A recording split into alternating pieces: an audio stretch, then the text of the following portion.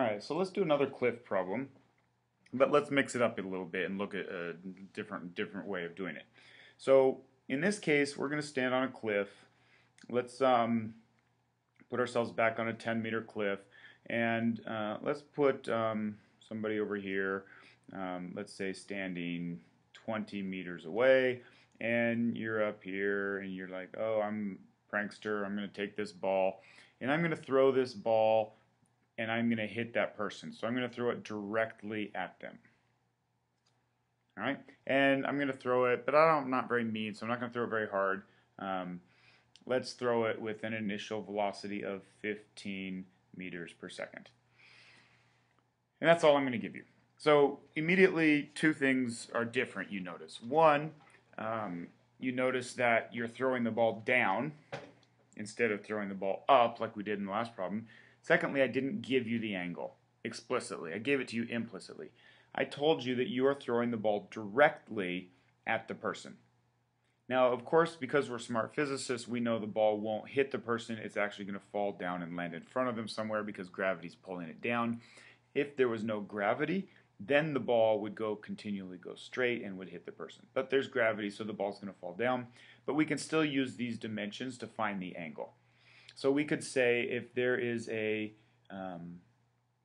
so our question though is, where does the ball land? Does the ball hit the person? No, of course not. So where does the ball land? That's our question. That'll be our only question for this one.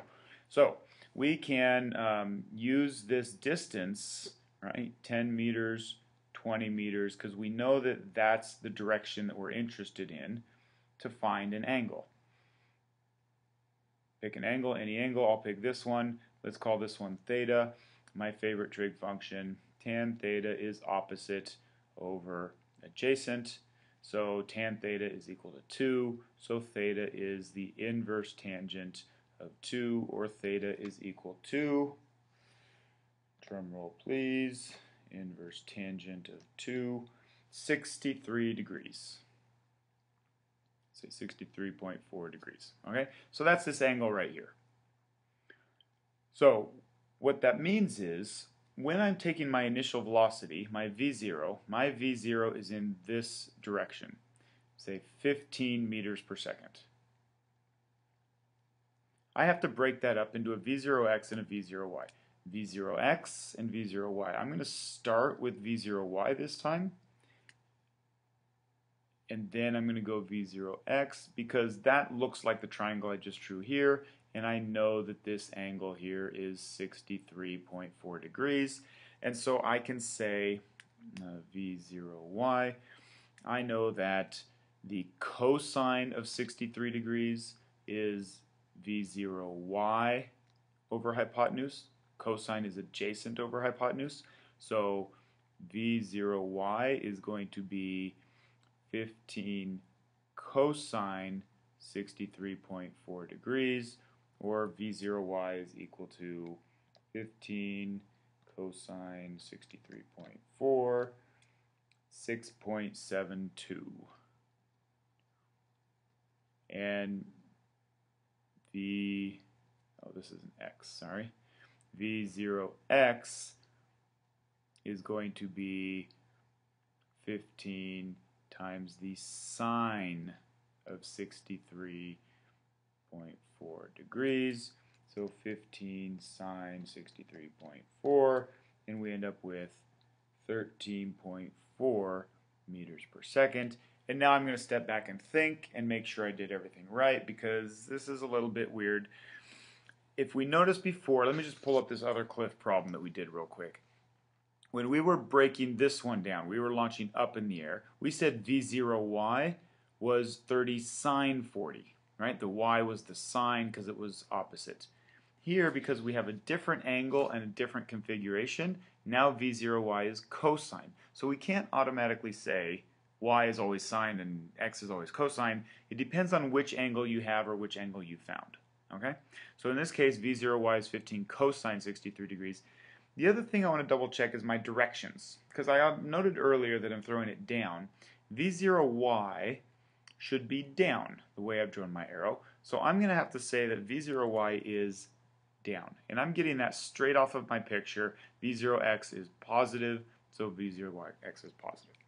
So I'm going to go over here, V0 VAT delta x from my x direction and my y direction, and I'm going to just plug everything in that I know. V0x, 13.4 meters per second, acceleration is 0, negative 6.72 meters per second, acceleration is negative 9.8 meters per second squared. What else do I know? I have to be careful. I've got these two distances, if I can just plug those distances in or not. In fact, like we were saying before, the ball doesn't go straight towards the person. This is the zero gravity case. Instead, what happens is the ball is going to fall because of gravity and land over here somewhere.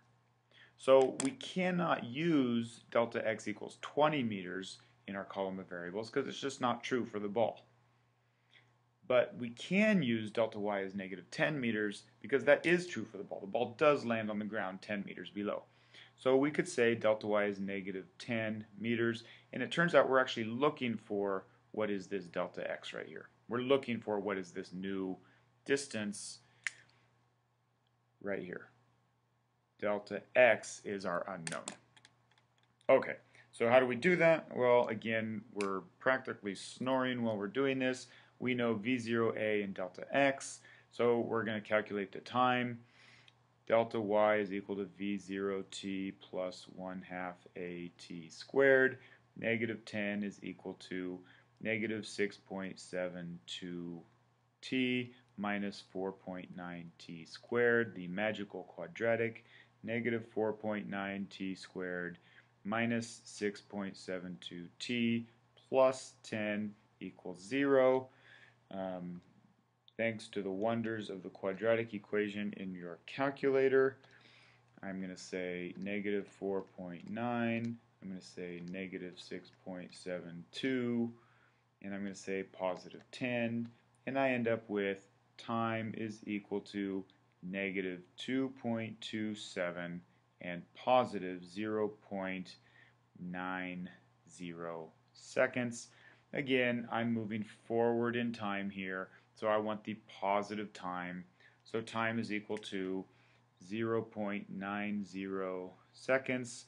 Share the time, 0.90 seconds. Delta x is equal to V0t plus 1/2 at squared. I'm almost tired of writing it. The acceleration is 0 in the x direction. Delta x is equal to 13.4 meters per second times 0.90 seconds. So 13.4 times 0.90 is delta x is 12.1 meters. So we could, if we want to say where does the ball land, 12.1 meters from the base of the cliff, or if we wanted to, we could say 20 minus 12.1, and we could say another way to write it would be 7.9 meters from the girl. So either way, those are both accurate. So because they're both accurate, I was very careful to mention if I'm talking about where am I measuring from the girl, 7.9 meters, or from the base of the cliff, 12.1 meters. Make sure that you tell me where you're measuring from. That's an important part of being clear.